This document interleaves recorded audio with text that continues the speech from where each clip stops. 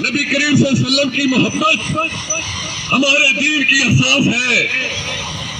ارے ہمیں وہ کاٹ ڈالے، ہمارے بچوں کو ہماری آنکھوں کے سامنے ذبح کر ڈالے، ہمیں پرواہ نہیں۔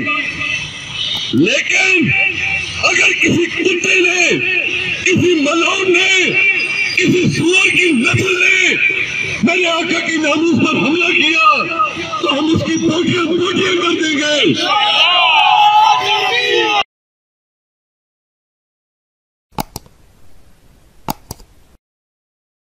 جب تک کٹ نہ مروں شاہ فتح کی ناموس پر، جب تک کٹ نہ مروں شاہ فتح کی ناموس پر، اللہ شاہد ہے کامل میرا ایمان نہیں ہو سکتا۔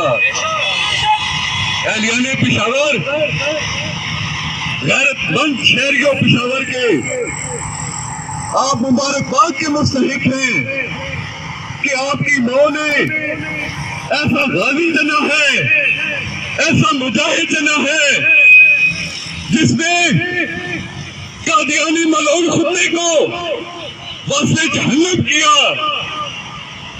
اور کبھی آپ نے دیکھا ہے کہ کبھی قاتل مسکراتے ہو، کبھی آپ نے دیکھا ہے کہ قاتل کے چہرے پر اطمینان ہو؟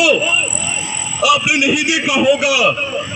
یہ سعادت صرف اور صرف غازیوں اور مجاہدوں کا حصے میں آئی ہے۔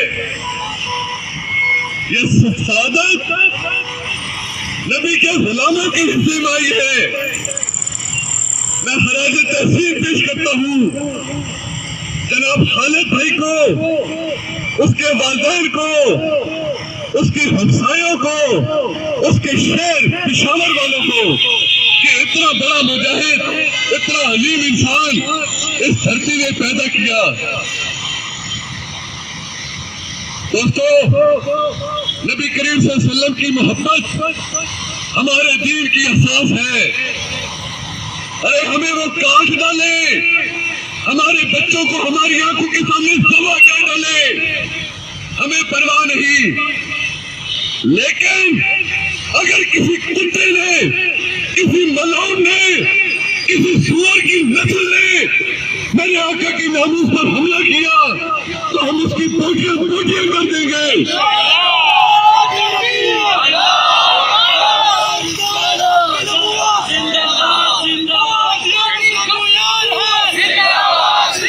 ارے ہماری زندگیوں کا کوئی فائدہ نہیں اگر ہمارے آقا کی ناموس پر حملے ہوتے رہے اور ہم خاموش تماشائی بیٹھے رہے۔ یہ نہیں ہوگا۔ یہ ملک ہم نے اللہ اور اس کے رسول کے نام پر حاصل کیا ہے۔ ہم نے یہ ملک کلمہ طیبہ کی بنیاد پر حاصل کیا ہے۔ ہم نے یہ ملک لا الہ الا اللہ محمد رسول اللہ کے کلمے کی بنیاد پر حاصل کیا ہے۔ ہم نے یہ ملک اسلامی نظام کے نفاذ کے لیے حاصل کیا ہے۔ لوگ بھول جاتے ہیں، ہم بھولنے نہیں دیں گے۔ اسی شہر میں ہمارے قائد اعظم محمد علی جناح رحمت اللہ علیہ نے کہا تھا کہ ہم ایک ملک اس لیے حاصل کرنا چاہتے ہیں کہ اسلام کے اصولوں کے مطابق زندگی گزار سکیں۔ بدقسمتی سے ہم لوگوں کی خصوصیت کی وجہ سے اس ملک میں غدار ہمارے اوپر ملوث ہو گئی ہے۔ ان غداروں کو ہم نے اپنی ووٹوں سے مسلط کیا ہے۔ ہم نے ان غداروں کو اس ملک میں عدل و انصاف کے لیے متحد کیا تھا۔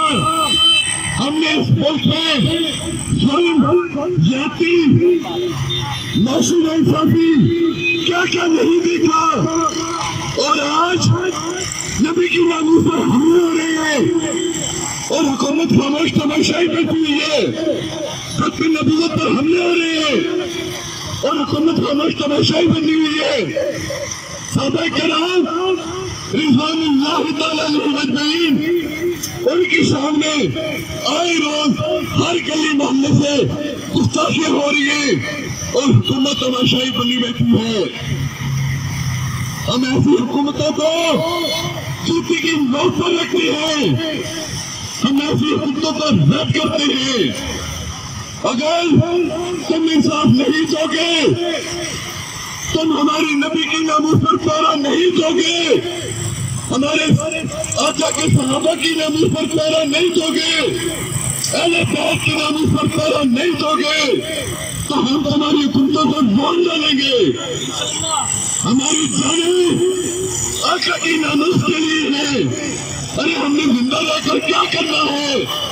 ہم نے 5 سال بعد، 10 سال بعد، 20 سال بعد مر جانا نا، کیوں نہ آقا کی ناموس پر کش بھری؟ بس یہی پیغام دینا تھا۔ حکومت غازی صاحب کے مقدمے میں اگر حکومت نے کوئی غیر قانونی ہتھکنڈے استعمال کیا، اگر حکومت نے کوئی ایسی چالیں چلی جس سے انصاف کے نظام میں رکاوٹ پیدا ہو، تو آپ نے دیکھ لیا کہ غازی اپنے مقدموں کے فیصلے خود کرتے ہیں۔ وما علینا الا البلاغ المبین۔